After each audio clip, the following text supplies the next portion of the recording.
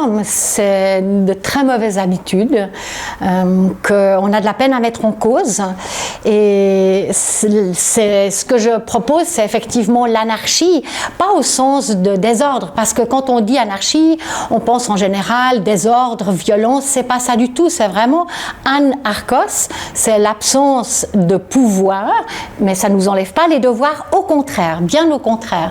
Et c'est comme si je propose d'abolir les normes, ces normes qui nous tuent souvent à petit feu parce qu'elles sont imposées par l'extérieur. Ce n'est pas non plus pour donner dans le désordre ou la déconstruction ou le chaos, mais c'est pour donner dans ce que j'appelle l'autonomie, c'est-à-dire se créer ses propres normes. L'idée, c'est vraiment de rentrer à l'intérieur de soi, tout en respectant les lois d'ailleurs. C'est pour ça que je ne parle pas d'autonomie, qui étymologiquement veut dire ses propres lois, mais d'autonomie, des normes. C'est les normes. On n'a pas besoin de suivre les normes qu'on nous impose de l'extérieur. Ce n'est pas nécessaire. Nous le savons, mais nous l'oublions constamment parce que la norme devient cette habitude dont vous parlez. En général, au lieu de vraiment se baser sur ses propres normes, c'est-à-dire ce qu'on veut vraiment, connais-toi toi-même, c'est ce que tu veux et quelles normes tu veux appliquer à ta vie, on s'auto-norme, mais par l'extérieur, on prend les normes qu'on nous impose, que la société nous impose, les parents, l'école, le monde. Et donc, oui, bien sûr, on participe à la norme au lieu de s'en libérer, et on fait sienne les normes des autres. Alors que ce que je propose, c'est qu'on se concentre sur les siennes propres. D'être hors norme pour une femme, pour les femmes, pour toutes les femmes, pour nous toutes, je pense que c'est particulièrement important parce qu'on nous donne quand même des normes très très serrées. Depuis toute petite, c'est fais pas ceci, fais pas cela, tiens-toi bien, sois belle, sois propre, sois sage, fais attention. Donc on est très très encadré. Et donc le fait de sortir de ces cadres-là, pour une femme, c'est particulièrement important. Et oui, c'est à la portée de chacune d'entre nous parce que quand je parle de femmes hors normes, c'est pas du tout de femmes où on entendrait exceptionnelles ou mieux que les autres, c'est pas ça. C'est vraiment de sortir du cadre de la norme serrée, donc de faire un pas de côté, et on peut faire des tout petits pas. Ça peut être ne pas suivre la mode, mais suivre sa mode. Ça peut être ne pas faire ce qui est attendu des femmes, c'est-à-dire par exemple faire des enfants, qui est une chose qui fait partie de la norme des femmes. Et donc, c'est vraiment de définir qui on est, ce qu'on veut pour chacune d'entre nous. Et chaque femme qui fait ça est une femme hors norme. Il y a cette sorte de pensée comme ça qui circule, peut-être pas tout à fait une pensée unique, mais que les hommes aiment le sexe et les femmes aiment l'amour. Moi, je pense que les hommes aiment l'amour autant que les femmes, qu'on aime tous les deux le sexe, enfin les hommes et les femmes, mais que dans le discours, l'homme peut effectivement s'approprier le sexe, alors que dans le discours féminin, bien sûr, les filles entre elles parlent de sexe, oui, mais je ne parle pas de ça. Je vais à un dîner et je parle de sexe, franchement, ça ne se fait pas, quoi. La norme, c'est que ça ne se fait pas, je devrais parler d'amour, je ne devrais pas parler de sexe. Or, il y a quelque chose de très, très important qui se cache là derrière. J'ai demandé à 100 personnes, je vais vous dire un mot et vous me dites tout de suite l'image que vous voyez. Je dis violence sexuelle. En fait, 98 personnes, pardon, je suis suisse, 98 personnes sur 100 voient un homme qui agresse une femme. Et donc, si les femmes s'appropriaient davantage les choses du sexe, affirmaient leur désir et affirmaient leur plaisir, ça pourrait peut-être casser, en partie en tout cas, ce rapport qu'on nous apprend depuis toute petite, que l'homme est le prédateur et la femme est la victime potentielle. Quand une fille sort pour la première fois à 14 ans, toutes les mamans, ou avant 11 ans, 12 ans, toutes les mamans, presque sans exception, disent « fais attention ». Mais il faudrait dire « mais réjouis-toi ». Tu vas rencontrer l'autre. Qu'est-ce qu'il y a de plus beau que la rencontre de l'autre ? Et donc, de dire à à nos filles. Tu vas rencontrer le sexe de l'autre aussi.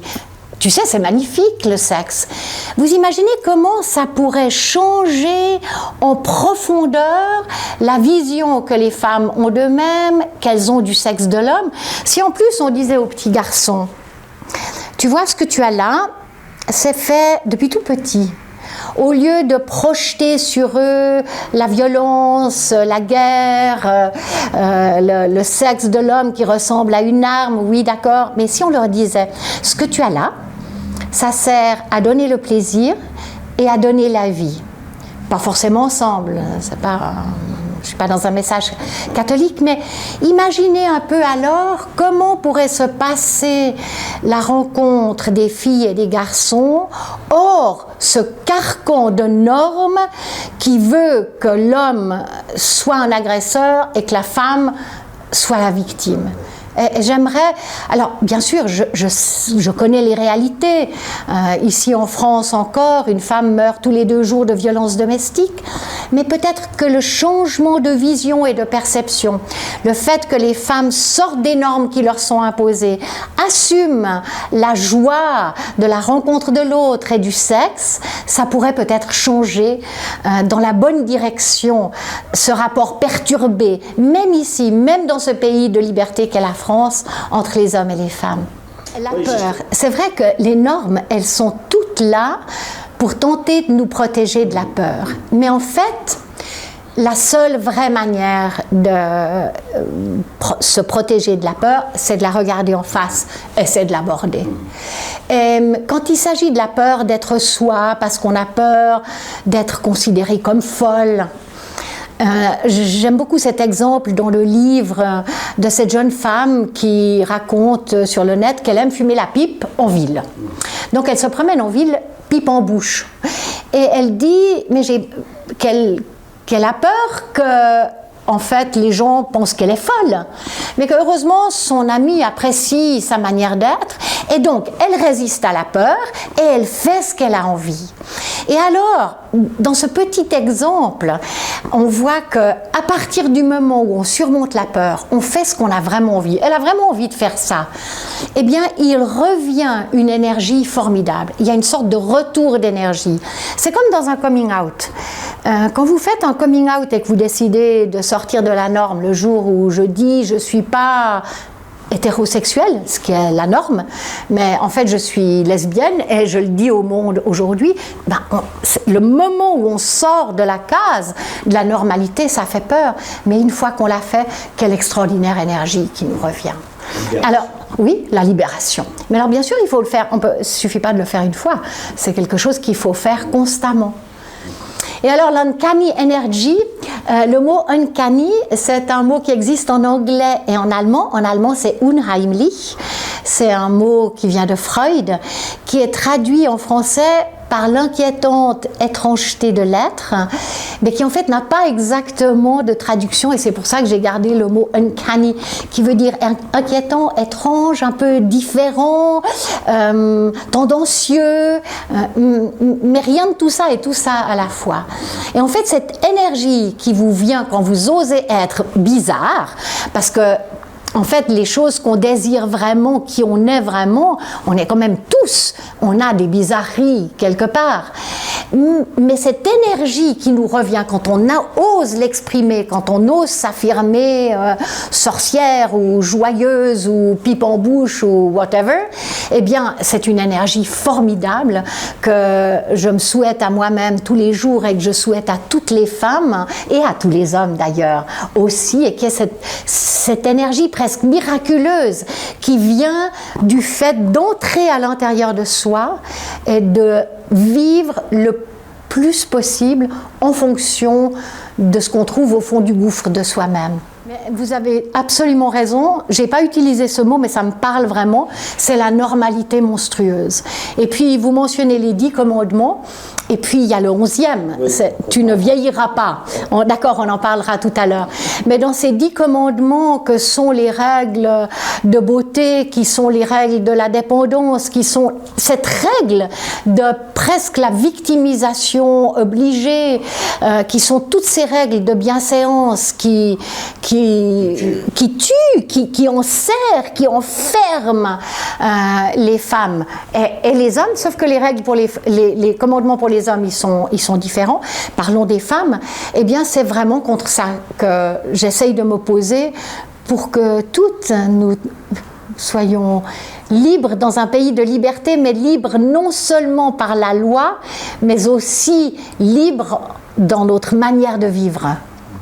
Oui, oui, dans notre cerveau, parce que en fait les normes les plus difficiles à abolir, c'est celles qu'on intègre dans notre propre cerveau. Parce que génétique quelque part.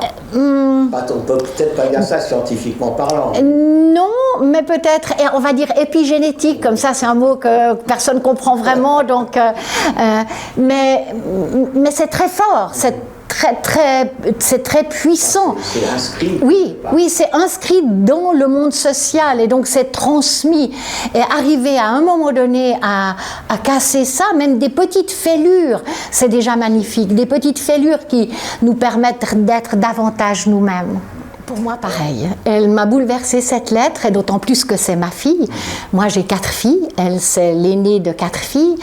Et elle a pris cette décision et ça a toujours été difficile pour moi de me dire comment je peux parler de ça avec elle, parce que même que j'ai un respect absolu de ses choix, que je l'encourage justement à vivre en fonction de ses normes, quand moi, sa mère, plus mère de 4 filles, je viens et je dis mais pourquoi toi tu veux pas d'enfant, c'est très difficile de placer la discussion sur un terrain adéquat. Alors ce livre, il a eu entre autres pour elle et moi cet effet formidable, c'est qu'en fait ça a déplacé le discours, c'est-à-dire que c'est plus sa maman qui demande à sa petite fille mais pourquoi tu veux pas d'enfant, c'est une intellectuelle qui écrit un livre, c'est un écrivain qui demande à une jeune femme de lui expliquer pourquoi elle veut pas d'enfant.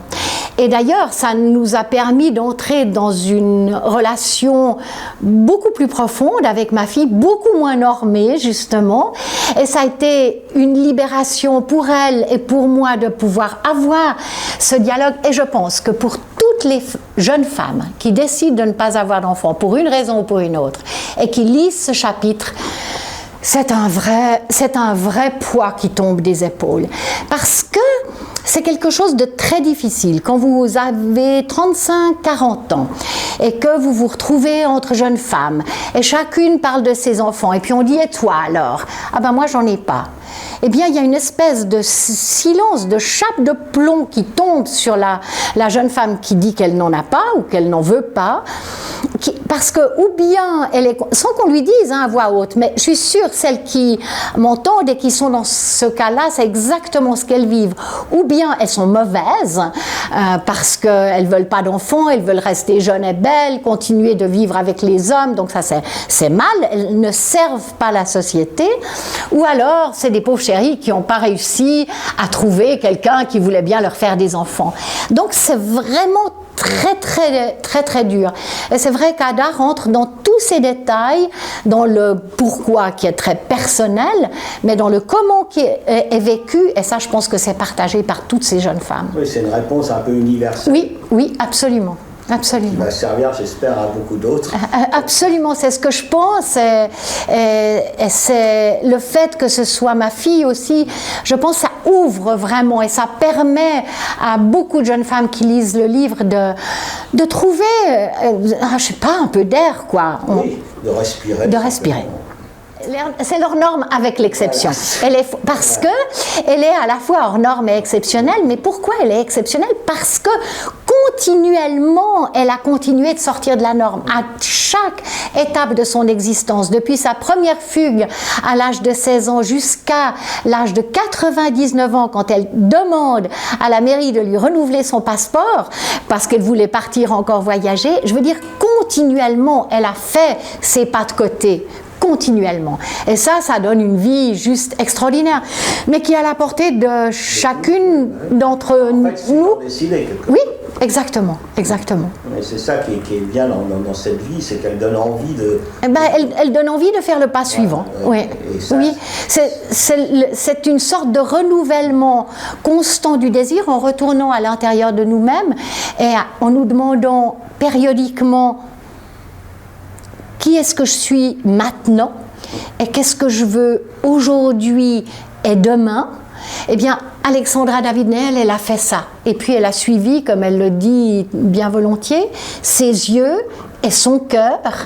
Et ça donne pas du tout une vie bordélique, ça donne juste une vie magnifique et qui est organisée au rythme de ses désirs, au rythme de ses recherches d'ailleurs, enfin au rythme de la joie. Un apprentissage, oui. Et le fait d'oser en permanence. Oui, et de surmonter la peur de partir de la maison, la peur de partir en Tunisie, la peur de partir au Tibet, la peur de ne pas savoir. Et donc, le désir, la curiosité qui entraîne le désir d'apprendre, la peur qui entraîne le désir de faire. Et puis, pour se protéger, par exemple, pendant ses voyages, de nouveau, elle est sortie de la norme, puisqu'elle a vécu avec un jeune lama qu'elle a fini par adopter, voilà, pour se débrouiller avec ça. Et ce jeune homme qui l'a accompagné tout au long de sa vie. Donc c'est vraiment, oui, un hors-norme continuel. Et c'est ça dont je rêve pour nous toutes, c'est d'arriver, voilà, chaque jour, ou disons, allez, chaque semaine, de faire un pas de côté au moins. Oui, c'est très important pour moi. Ça, c'est évidemment très personnellement. J'ai 67 ans. Je m'élève absolument contre la norme vieille. Et donc, j'ai déjà inventé ce concept de vieille et jolie. Voilà, je fais au mieux. Je pense que beaucoup des notions du vieillissement, de nouveau, viennent de la manière dont chacun de nous se voit avec son âge. Évidemment, si on s'imagine vieille, flétrie, ridée, transparente. Beaucoup de femmes me disent, mais je suis transparente, les hommes ne me regardent plus. Mais c'est parce qu'elles se voient comme transparentes, elles se voient comme inintéressantes. Et j'aime beaucoup cette phrase en anglais qui dit « When you're not interested, you're not interesting ».